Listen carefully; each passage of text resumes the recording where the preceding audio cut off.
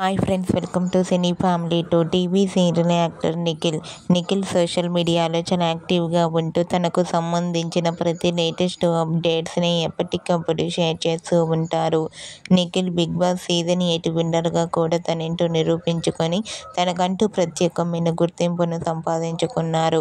Nikhil updates బయటకు రాగానే మంచి మంచి కామెంట్స్ పెడుతుంటారు తన ఫ్యాన్స్ అందరూ. అయితే రీసెంట్గా Bigg Boss season 8 winner Nikhil తన రియల్ లైఫ్ లేటెస్ట్ ఫొటోస్ను షేర్ చేశారు.